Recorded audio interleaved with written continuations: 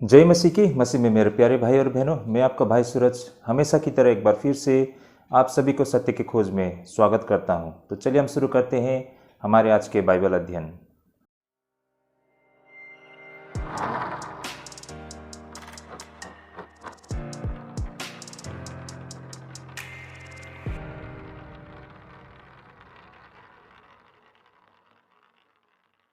तो एक बार फिर से स्वागत है भाई और बहनों हमारे सत्य की खोज में। तो भाई और बहनों, आज का जो हमारा बाइबल अध्ययन करने का रहेगा वो प्रेरित काम 1 अध्याय 9 से लेके आपके 26 पद तक हम अध्ययन करने जा रहे हैं। भाई और बहनों काफ़ी रोचक विषय रहेगा। पिछले रविवार से हमने प्रेरित के काम पर अध्ययन करना शुरू कर दिया है। तो भाई और बहनों, इससे पहले की जो वीडियो से आप हमारे प्लेलिस्ट से देख सकते हैं। तो चलिए भाई और बहनों, समय को नहीं गंवाते हुए हम आज के अध्ययन को शुरू करते हैं। सबसे पहले हमारा आज का जो विषय रहेगा एक प्रेरित की योग्यता। छोटा सा विषय है भाई और बहनों। यहाँ पर हम एक प्रेरित की योग्यता, क्वालिफिकेशन, अपोस्टल के जो क्वालिफिकेशन है उस पर हम चर्चा करते हैं। आइए सबसे पहले हम वचन को पढ़ लेते हैं। वचन रहेगा प्रेरित के काम 1 अध्याय 21 से लेके 26 पद तक में। आइए मैं इसे पढ़ना शुरू करता हूँ। इसलिए जितने दिन तक प्रभु यीशु मसीह हमारे साथ आता जाता रहा, अर्थात यूहन्ना के बपतिस्मा से लेकर उसके हमारे पास उठाए जाने तक जो लोग बराबर हमारे साथ रहे, उचित है कि उनमें से एक व्यक्ति हमारे साथ उसके जी उठने का गवाह हो जाए।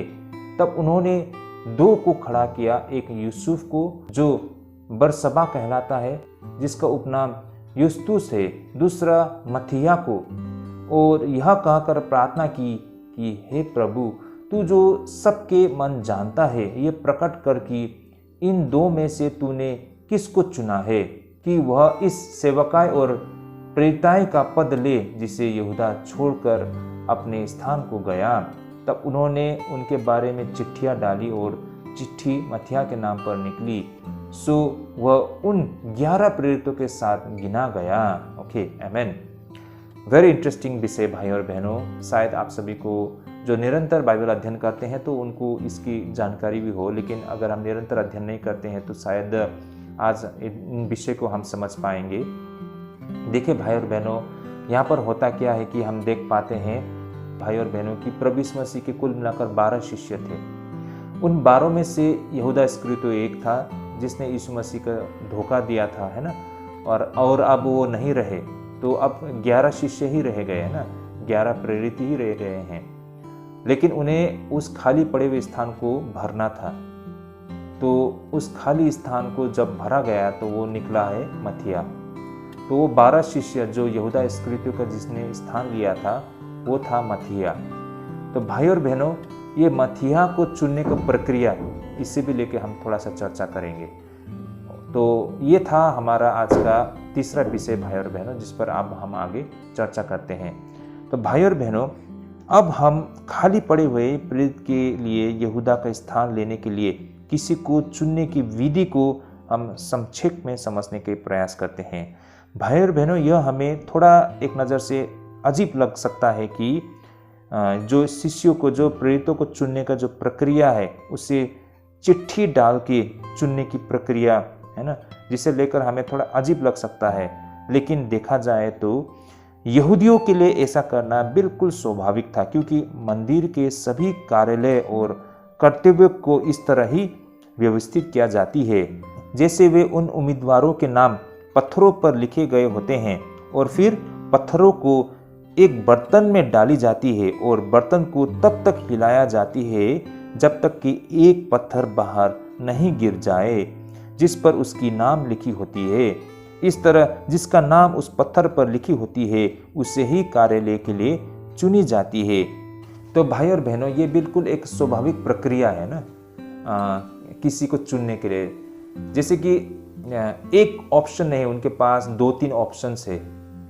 तो भाई और बहनों, हम इंसान के नज़रों में कितना भी सही हो, लेकिन वो परफेक्ट नहीं हो सकता है। हमारी नज़रिया परफेक्ट नहीं हो सकते हैं। परमेश्वर ही तय करता है और परमेश्वर ही निर्णय ले सकता है। यही कारण उन्होंने एक प्रक्रिया निजात की, जैसे कि अगर उनके पास 2-3 ऑप्शन होता है तो फिर उनके नाम पर चिट्ठियाँ डाली जाती है ना, तो उसे हिलाकर एक बर्तन के अंदर डाल के हिलाते हैं और हिलाते हिलाते उसमें से जो पत्थर निकलता है और उस पत्थर में जिसका नाम लिखा होता है वही व्यक्ति को चुन लिया जाता है उस पद को ग्रहण करने के लिए और उस जिम्मेदारी को उठाने के लिए। और इसी प्रक्रिया में मत्थियास को भी चुना गया है भाई और बहनों। तो वो मानते हैं कि ये उनका जो चुनाव हुआ है ये परमेश्वर की ओर से है और उनका विश्वास के ऊपर में आधार करता है और ये सही मायने में सही भी है। इनफैक्ट आज भी चर्च में हम लोग इसी प्रक्रिया को अपनाते हैं। जैसे कि जब हम किसी प्राचीन को कलीसिया में चुनते हैं तो इसी प्रक्रिया को प्रयोग में लाते हैं भाई और बहनों। लेकिन इससे पहले हम परमेश्वर के हाथों में अर्पण करते हैं, प्रार्थना करते हैं, तो प्रभु इस चमत्कार को, इस कार्य को करते हैं जिसे हम मानते हैं कि इसमें प्रभु का अप्रूवल है। तो भाई और बहनों ये व्यवहारिक तरीके हैं, है ना। तो इन सारी चीज़ों को क्या करते थे, इस प्रक्रिया से उनको चुना गया है। भाई और बहनों जैसे कि सबसे पहले यह हमें बताती है कि ये जो प्रेरित का कार्य होता है यह पुनरुत्थान की गवाही को देना होता है। जैसे कि 22 पद में इस बात को कहा गया है। यहाँ पर हम चर्चा कर रहे हैं एक प्रेरित का क्वालिफिकेशन, उसका योग्यता।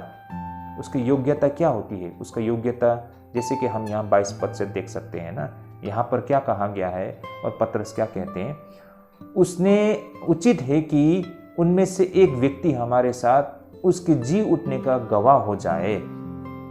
तो भाई और बहनों आप लोग समझ पा रहे होंगे कि यहाँ पर गवाही देने के लिए एक प्रेरित की आवश्यकता पड़ता है ना, या फिर एक प्रेरित का एक योग्यता यही होता है कि वो गवाही दे। तो एक प्रेरित का क्वालिफिकेशन उसे गवाही देना उन्हें आना चाहिए और उसके पास गवाही हो भाई और बहनों।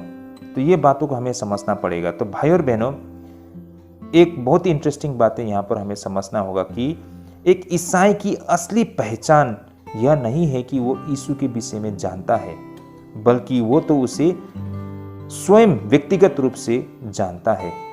भाई और बहनों मेरी बातों को आप लोग समझ पा रहे होंगे। यीशु के विषय में जानना बड़ी बात नहीं है, उसे गवाही नहीं कह सकते हैं हम, है ना। कहीं से हमने सुना, सीखा, उस बात को हम दूसरों को बताते हैं तो वो गवाही नहीं कहा जाता है। गवाही का मतलब है आपने स्वयं व्यक्तिगत रूप से यीशु के विषय में जाना है, उसे बताना होता है भाई और बहनों। सही मायने में वह गवाही होता है।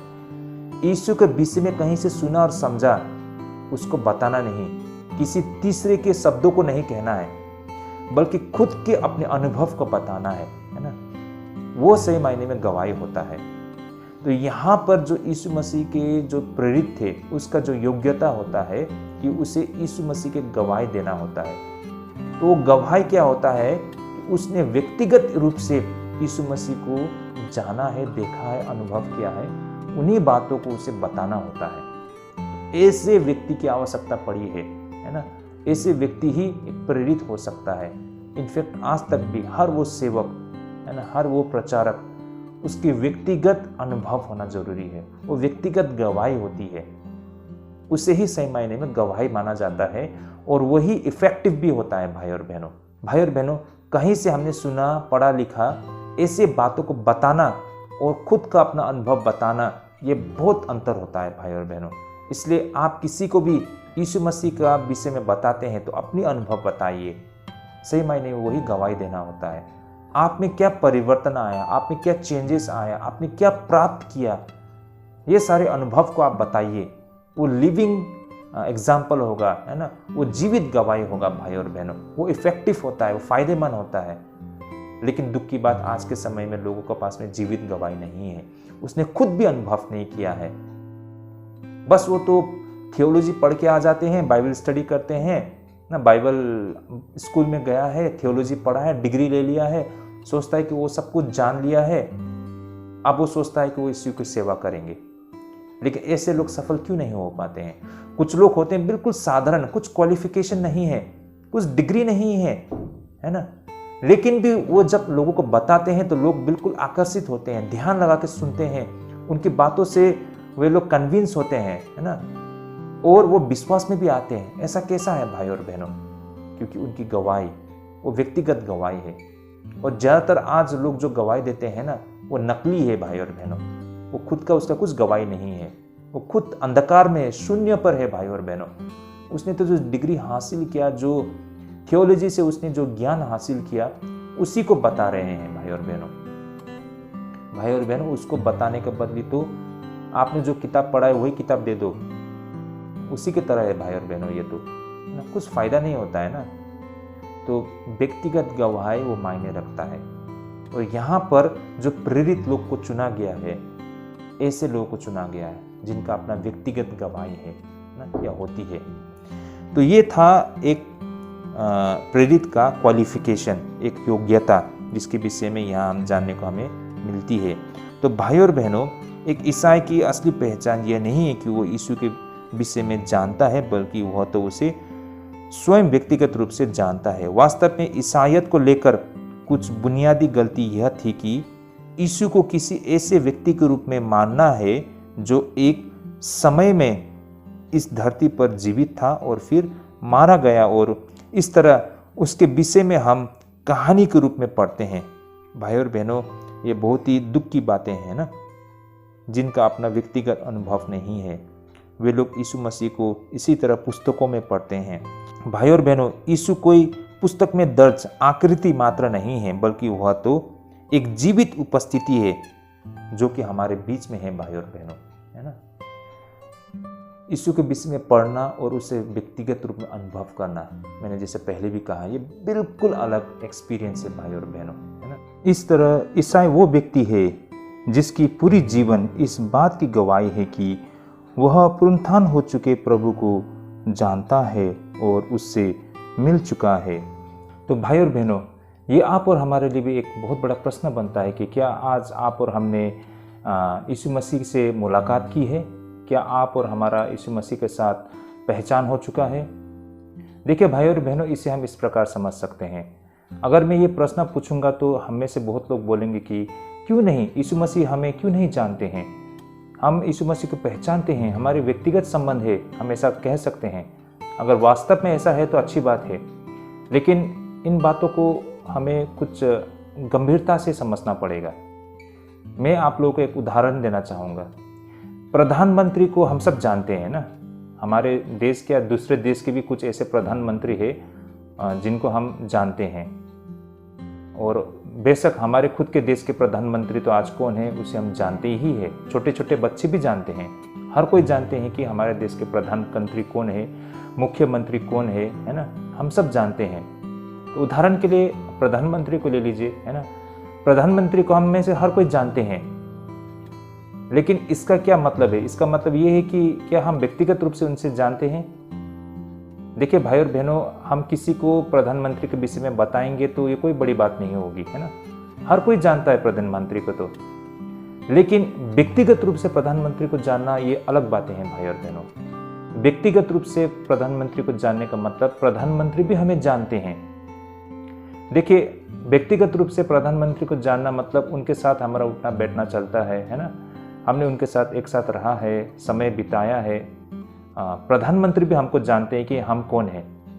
तो देखिए, अगर कोई व्यक्ति को प्रधानमंत्री व्यक्तिगत रूप से जानते हैं तो उस इंसान का, उस व्यक्ति का वैल्यू कितना ऊंचा हो जाएगा, है ना।